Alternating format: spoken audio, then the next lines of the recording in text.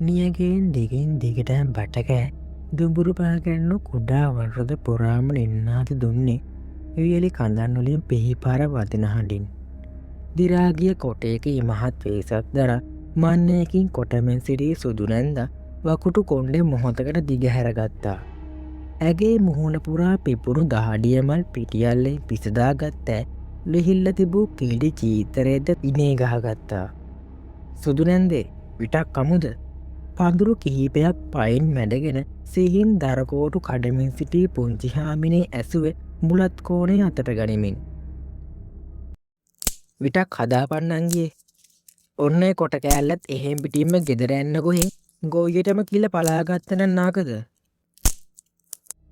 ජරබර ගාමෙන් බොලත්හාමින් ඈ ඇසුවේ වනපෙත මතදිගේ බැසී යන මලහිරු දෙස බලමින් රත් පැහැති රාස්සිගේ යව්ව ගස්කොළංවල දිගු සෙවනැලි හිස්බීම් කඩපුරා මවා තිබුණා. මේ දවස්සල බිස්වස් වැඩී නංග කතරගම යන මිනිසු දරමිටයක් ශුවර් එකට මරයි යන්න අපෙන්. ඔහු සුදු නැන්දෙ කතරගමට කිට්ටු කරනකොට සේරම ගණන් උත්සනොනව. අනේක විදියේ කරදර බාධකවලින් අකාලේ කළුගැසි හැකිලීගිය මුහුණ යළිත් පිසගත් සුදු නැන්ද නැගී සිටියා. තිලකා නදීකා වරල විටක් කන්න. සුදුනන්දාගේ හඬින් මෙතෙක් වෙලා නැගෙමින් තිබූ විධාකාරය හඬවල් මැකී ගියා. අතු පොඩිවන හඬින් ගැහැනුන් කිහිප දෙනා ඔවුන් අසලට එන්න බව සුදුනැන්දාට වැටහෙුණා. නගා තව ඩෙංකින් බිම්කරුලත් වැටේ මන්තව ගහ බිමදාගන්නම්. හානැන්දේ සුදුනැන්දා යළි චීතය තදකර ඇඳගෙන මන්න පිහියත් අතටගෙන කුඩා දරට ගිය ගසක් හොයන්නවා. ගැහැනු පස්සායදිරෙක් මැරේගෙන ගස්දීම් හෙලා තිබූ නිසා ඒ අඩවිය එකඳු ගහක්වත් සුදුනැන්දර තිබුන් නැහැ. වනාන්තරය තුළින් රැහැයිනාදිය ඇදීයාවේ පාලු බව මොහොතකට කියාපාමින්. වීරුණු වැල් පඳුරු කිහිපයක් කපා දැමූ සුදුනැන්ද මග පාදාගෙන වරොද තුළට පිවිස්සෙන්න්න වුණා. සුදුනැන්දේ පරිස්සමෙන් අඩිය තියාපන් ඔය සර්ප විමානේ. පුංචිහාමිනිගේ හඬ ගස් කොළන් අතරින් ඇදීයාවේ. සුදුනැන්ද අඩිය මාරු කළේ පරිස්සමෙන්. වියලීගිය කොළ තට්ටුවට නයිපමනක් නොව පොළගුන්ගනි මාරාන්තික සර්පයන්ද ගැවසෙන බව ඇය අත්දැකීමෙන් දනි. මට මොනවහරි වුණොත් මයි දරුදෙන්ටෙන කළදසාව මොකක්ද. මේ සේරම කරන්නේ උන්ගේ හොඳටනේ. අපි කොච්චර දුක්වින්දත් කමක් නෑ කවධාරිවුන් කාල ඇඳලා හිටියොත්. එසේ සිතමින් වියලීගේ කටුගසත් තෝරාගත් සුදුනැන්ද වෙරයොදා හිට කෙටුවා. ඒ ඉසාව වැඩිපුර වැවී තිබෙන පුළුන් ගස්. පුපුරාගේ පුළුන් බී ජාතරෙන් පුළුන් රොදවල් එලියට බැන තිබුණේ දිකු සුදු රැවුල්මෙන්.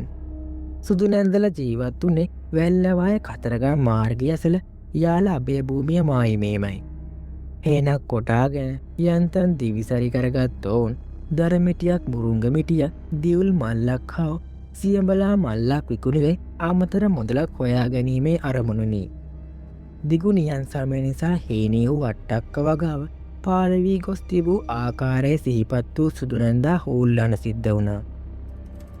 අනේ අහස් දෙයනේ අපිට පිහිටක් වෙන්න ඇද්ද මේ පාරත් කතරගම ගිහිල්ලා දේවායට භාරයක් වෙන්න ඕනේ.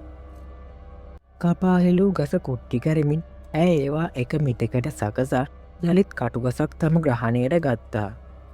පුළුම් ගහක අතුබිඳෙන හඬක් ඇසෙන සුදුනැන්ද ඒ දෙස බැලූ ඉපරමින්. මද සුළඟක්වත් නොහැමූ මේ මොහොතේ ගස් අතු බිඳෙන හඬ අසාමාන්‍ය විය. එකවරම කන්හසිලින් නැගුණු හඬ නිසා සුදුනැන්ද තිගැස්සී ගියාය. පිටිපස හැරේ බැලුවත් කිසිවෙකුත් පෙනෙන නොවුණු අතර අනෙ පිරිසද උත්සඩින් කතාබා කරමින් දරමිටි බඳින ආකාරය ඇයට ඇසුනි. රතු පැහැගෙන තිබූ අහස කෙමෙන් කෙමේ නිල් පැහැගන්නන ආකාරය පහට දිගූ වියලි අතුවතරේ නැන්දාට පෙනුණේ. එකවරම් පොළුංගාක අත්තක් සොලෝමින් කිසිවෙකු කෑගසන අතර දෙපා පැටලුණු සුදුනැන්ද දරමිටිය මතර ඇදවැටෙන්න වුණා. අපොයි අම්මු කොන්ද කරන්නද කොහෙද. කොන්ද ඇනුණ පමණක් නොව අතපාජ සීරී ඇත. අත්තේ සෙලවීම නතර විය. අනෙක් කාන්තාවන්ගේ සාමකාමී හඬින් සුදුනැන්දා තේරුම් ගත්තේ මේ හඬ ඔවුන්ට නොවැසුන බවයි. එය වඳුරෙකු නගන හඬක් වැනිය. කවුද මේ කොක්කම් පාන්නේ? එසේ කියමින් මන්න පිහ අතරගස් සුදු නැන්ද අපහසුවෙන් නැගී සිටියා. කවුදොය?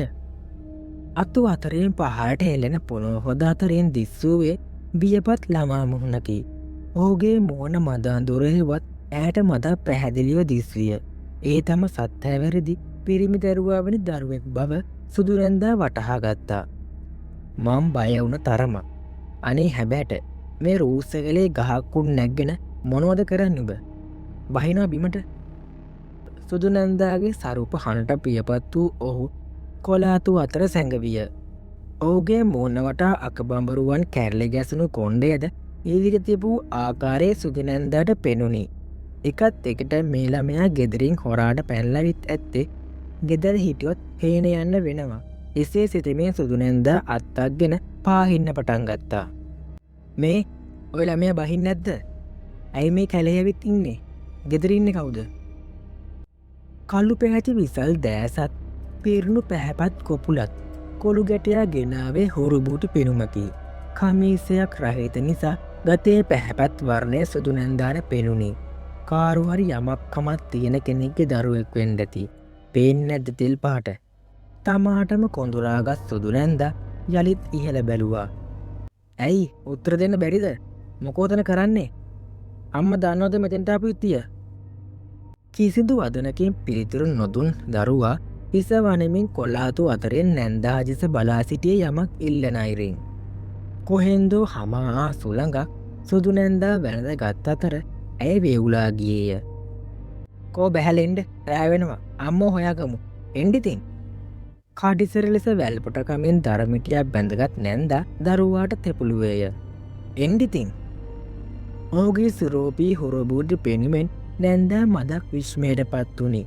කැරලි ගැසුණු ගෙල දක්වා දිගි කොණ්ඩය සීතල සුළඟේ සැරලෙන්නට විය. නමුත් ඔහු හිඳ සිටියේ අත්ත මතය. එන්ඩ එන්න මේ කරුවලතටලා මොට පරක් වෙනවා. එන්න බැරිද? ඔහු නොසෙල්වී සුදු නැන්දෑගේ දෑස් දෙසම් බලා සිටියේ. අත්ත මත ඉදිරිට පසුපස පැද්දිමිනි. දැන් දරුවා බිමට පණීයයි සුදු නැන්දාට සිතුනි. දරුවා නැගුවේ මහා කාටෝක හඬකි. රැහැයන් මහාඩෙන් හඬතරන වූ අතර පුළුන්ගස් මණ්ඩිය තුළ හමාගේ වේගවත් සුළඟකි. ඒ සුළඟට හසූ පුළුන්ගෙඩි දඩබඩ ගාමින් බිමට ඇද වැටුණේ. නැන්දා ඉමහත් බීතියට පත්විය. පුංචි යාමිනේ නදීකා ඉක්මට වරෙන්. නැන්දේ සුදු නැන්දේ ඇයි බොල? කැලේ බිඳගෙන අනෙකුත් තමා වෙත එන හඬ සුදු නැන්දාට ඇසුනේ. පොඩි කොල්ලා ගසෙන් රූටා බිමට පැන්නේ නැන්දාට පිටපස හරවමිනි. බීතියෙන් සයත වූ නැන්දා යළිත්වර බිම ඇද වැටුණාය. කවුදුඹ? මන්න පිය තරයේ අතරගත් ඇ කෑගසුවා. දරුවා කෙමෙන් කෙමෙන් නැන්දා දෙසට හැරුණේ. ඒ දර්ශනය ඇයට දිව්‍යචිතෙක් අමතක වන්නේ නැත. දරුවාට තිබුණේ මින් පෙරෑ කිසි දෙනෙක අසා හෝ දැක නැති ආකාරයේ බීසුණු පෙනුමකි. කළු පැහැති පියකරු දෑස් නිකට පහට ඇදී තිබුණේ බල්ලයගේ හොම්බක් සිහිගන්නමනි. පැත්තකට ඇරුණු කටෙන් බිමට දෙකට බෙදුණු දිවක් ඇදී තිබූ අතර සුදු පැහැති දත් ඒ අතරින් පෙනුණේ. මද අඳුර මැද ඒ සුදු නැන්දා දුටු බීසුණුම දසුන මවා පෑවේය. එන්ඩෙපාලකට මන්න පියේ ඉදිරියට දික්කළ නැන්දා බෙරිහන් දෙන්න පටන් ගත්තා. එකවරම කටෝක හඬින් බෙරිහන් දුන් වූ කැලේ කඩාගෙන දුවන්ට විය. ඊට පෙර නැන්දාට පිට දෙසින් දරුණු වේදනාවක් දැනුනේ. කපා හෙළූ ගසක් මෙන් සුදු නැන්දා ලේවැගුණු ගතින් ක්ලාන්ත වී වියලි කොළ තට්ටුව මත ඇඩවැටුනාය. හිසේ හත බැඳගත් ගැහැණු ඈ අසට රොක්කූයේ ඉමහත් කම්පනයන් වූ සිතිනි. සුව නොවී සීරුම් තුවාලවල නොත් දින ගණනාවත් තිස්සේ අධික උරනුත් පෙල්නුත් සුදු නැන්දා අවසානයේ සුව වූයේ පිටගමකින් කැඳවාගෙනා ගුරුන්නාන්සේ කෙනෙක් සිදු කළ තොවිල් ශාන්තිකරමයකින් අනතුරුව. ගුරුන්නාන්සේ ගතු කීමට ඉදිරිපත් වූයේ පුංචි හාමිනේය. මේ සුදු නැන්ද ඕකෝ පෙන්ඩන්න කලියෙන් අපේ කොල්ල අපේ පොඩි කොල්ල දැකලා තිනවා. අපේ වාත්තේ තියෙන කිලෝපීර ගහඋඩ කොණ්ඩේ බොකුඩු කොල්ලෙක් ඉන්නවා. කතා කරලු උත්තර දෙන්නෙම නැහැලු. පොඩි එකා දැකලා ගහේ ඉන්න කොල්ලේ කටින් දිවක් එළියට එනවා. කොල්ල කෑ ගැහිලට මං එතනට දුවගෙන යනකොට ඡායක් වගේ දැක එක කැලේට පනිනවා. පිරිත් මුල බැන්දම කොල්ලටම හරි ගියා. එදා සුදුනන්ද තව දරමිටියක් කපන්න කැලේ ඇතුළට ගිහින් ටික වෙලාකින් කාඩද කතා කරන වුණා. මම ටිකක් වෙලා අහගෙන කාඩද එන්ඩ කියල කතා කරනවා. වැඩිය ගණන්ගත්ත නෑ මම.